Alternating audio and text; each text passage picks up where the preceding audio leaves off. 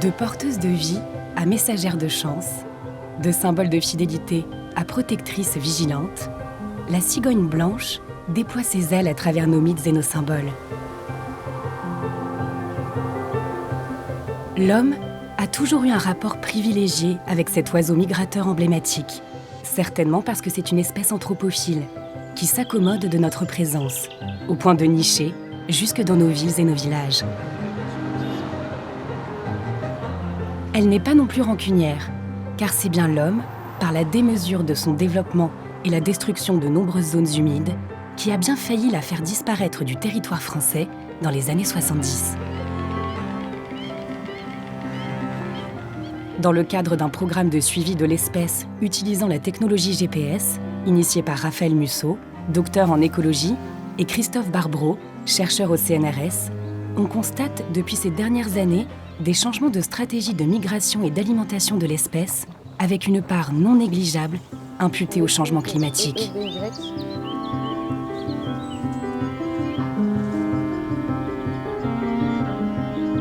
Les premiers résultats de ce travail de recherche, initié au cours de l'année 2019, révèlent que la cigogne blanche est une véritable espèce sentinelle de l'état de santé des écosystèmes qu'elle exploite tout au long de l'année.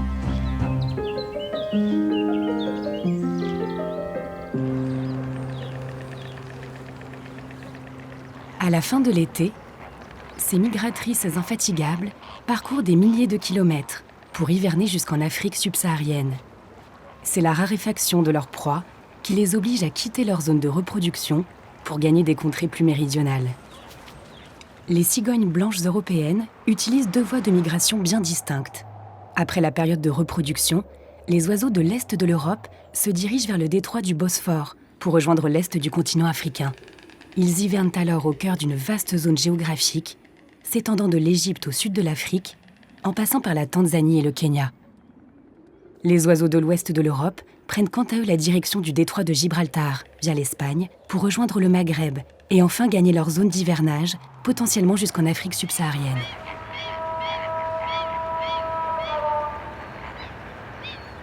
L'axe de migration emprunté par la population de cigognes blanches ouest-européennes passe par Kénitra, une cité portuaire du nord-ouest marocain. C'est ici que beaucoup d'individus font une halte avant de poursuivre leur périple migratoire ou restent à demeure pour l'essentiel de la période hivernale. C'est énorme ce qu'on a aujourd'hui comme oiseau. Surtout les cigognes. Donc tu prends note Oui. Donc on a le canard colvert. Une trentaine. Des souchets.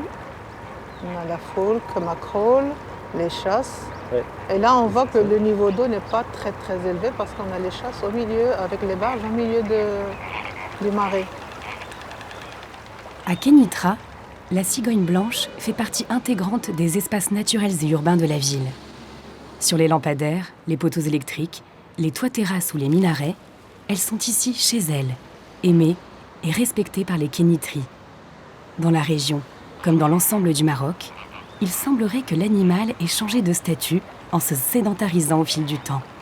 Dans cette partie-là, ça dépasse des centaines, ça. Je veux dire 800 à 1000.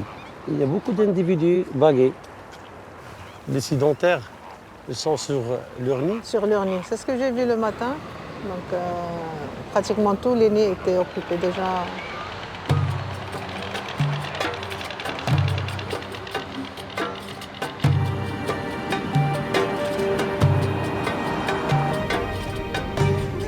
Raphaël Musso est directeur de Biosphère Environnement, un institut de recherche associatif basé en Charente-Maritime. Il a initié un travail de recherche en 2019 visant à documenter de manière précise les habitats que la cigogne blanche utilise tout au long de son cycle de vie et la manière dont l'espèce s'adapte aux transformations et perturbations de ces habitats.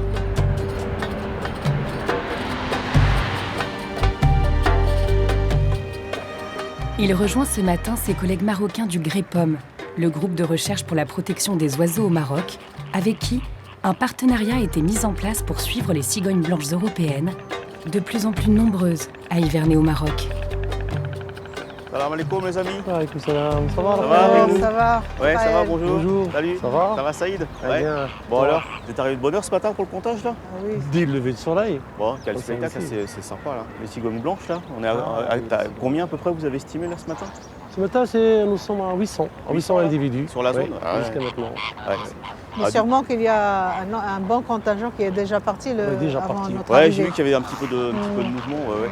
Mais en plus, là, je pense qu'on a un peu un mix de population entre la population nicheuse très importante de Kénitra, là, qui sont plutôt sédentaires. On a aussi le gros contingent d'oiseaux hivernants qui vient d'Europe de l'Ouest. Et puis, tu sais, avec nous, les données GPS, on a commencé à avoir des mouvements d'oiseaux qui remontent d'Afrique subsaharienne Ouais, c'est le et qui moment. sont aussi en escale. C'est le moment. Donc, je pense qu'on doit avoir un effectif, effectivement, Ouais. assez conséquent en ce moment. Ouais, ouais. Et nous avons remarqué que les cigognes blanches sont nombreuses, sont plus en plus nombreuses à hiverner à Kénitra. Le contrôle des bagues nous a permis de voir qu'il s'agit des populations européennes, de l'Europe de l'Ouest. Alors c'est ce qu'on voit aussi avec les adultes sur les mouvements GPS. Il y a de plus en plus d'oiseaux des populations d'Europe de l'Ouest qui hivernent maintenant au Maroc, avec de moins en moins d'oiseaux qui hivernent en fait en Afrique subsaharienne. C'est l'effet du changement climatique. Maintenant, l'oiseau il trouve plus de nourriture, de la quiétude, de la tranquillité ici. Donc pourquoi gaspiller plus d'énergie pour aller vers le vrai. sud?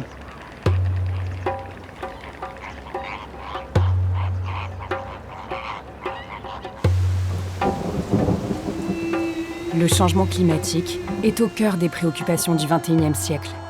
Et c'est l'un des aspects de ce que l'on appelle aujourd'hui le changement global. Les perturbations de la chimie de l'atmosphère terrestre liées aux activités humaines entraînent un dérèglement des climats, avec des phénomènes météorologiques de plus en plus extrêmes sur l'ensemble de la planète. Les zones humides, essentielles pour l'alimentation des cigognes blanches, sont aujourd'hui fortement impactées par ces changements météo-climatiques. Depuis plusieurs années, le Maroc est victime de vagues de chaleur de plus en plus intenses, préjudiciables aux habitats utilisés par la cigogne blanche. Ça fait 3-4 ans, même plus, qu'il a très peu plu au Maroc. Et du coup, donc, on a une sécheresse au niveau de toutes les zones humides continentales, que ce soit les oueds, que ce soit les marais, à l'exception de quelques sites comme ici à Fouarat. Mais la majorité ils sont à sec. Même les lacs de barrage qui sont des écosystèmes artificiels, mais qui jouaient un rôle au moment de la migration par rapport aux oiseaux, ils sont à un niveau très très bas. Donc, par exemple, à Barrage Massira, il est à 1%. 1%? 1%, c'est juste une petite flaque qui reste. Les lacs de barrage qui se trouvent au nord du Maroc, donc, ils sont régulièrement alimentés. On a plus de précipitations, mais plus on descend vers le sud, plus on constate cette sécheresse Nécessairement. qui s'installe. Et c'est dommage pour les zones humides. Je regarde un petit peu les comportements sur les cigognes blanches. J'ai surtout l'impression qu'on a des activités de confort, de repos. On les voit boire, mais on ne les voit pas s'alimenter en fait, là, sur la on zone. a remarqué de plus en plus un changement de comportement de nourriture. Ils viennent ici pour se reposer, mais ils se déplacent vers une décharge qui est à côté pour s'alimenter, pour en profiter de ressources nourriture qui est abondante. C'est même pas 1000 mètres à vol d'oiseau. Donc ça veut dire que sur les décharges, là en ce moment, on a probablement beaucoup plus d'oiseaux que là. Des milliers Ah oui. d'individus. Waouh.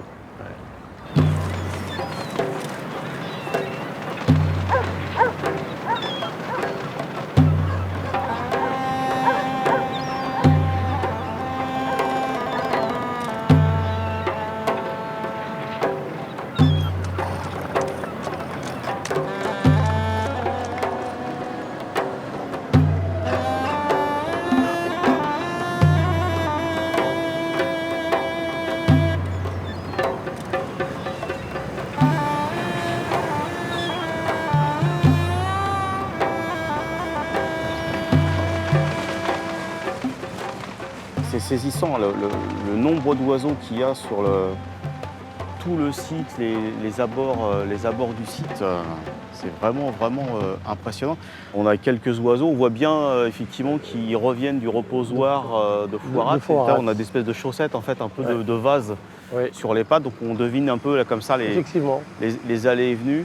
qui est impressionnant, c'est là juste aux abords, sur quelques dizaines d'oiseaux. Tu as vu déjà ce qu'on a relevé en nombre de bagues. Oui, le contrôle des bagues Déjà, confirme des qu'il s'agit des oiseaux suisses, populations oiseaux allemands, probablement des bagues françaises un peu plus loin. de la Belgique, l'Espagne, le Portugal.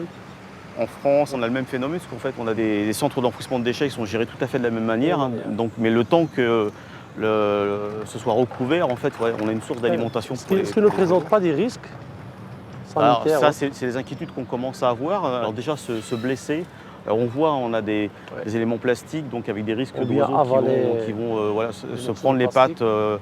Et donc, on a des risques de traumatisme. Tiens, regarde, tu vois, celle qui est là-bas, juste sur le tas de ficelles un peu vertes, là. Et puis, alors, ce qui commence à être documenté, c'est... alors aussi beaucoup en France comme en Espagne, c'est les consommations d'élastiques qui sont confondues avec des vers par les oiseaux et donc avec des occlusions en fait, stomacales et donc des risques de mortalité tout à fait conséquents.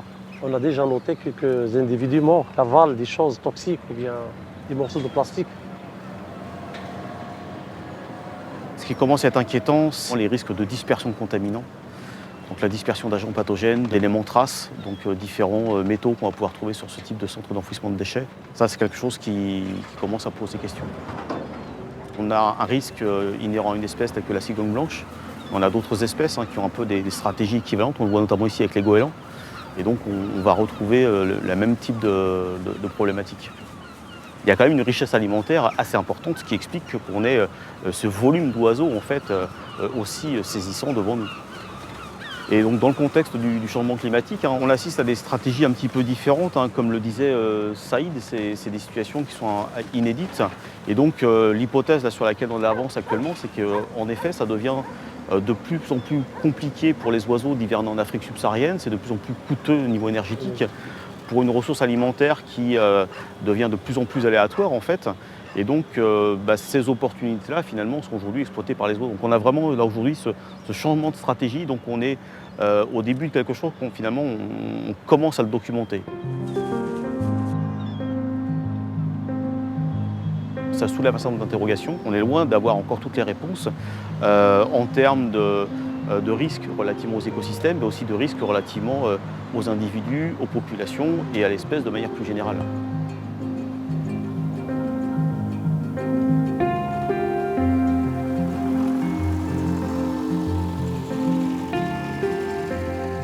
En France, dans les années 60 à 70, la transformation des paysages ruraux et le drainage de nombreuses zones humides, l'urbanisation avec l'arrivée des lignes électriques aériennes provoquant collisions et électrocutions, les aléas climatiques avec les sévères sécheresses sahéliennes, sans oublier la prédation par l'homme en Afrique subsaharienne, ont considérablement fait chuter la population de cigognes blanches.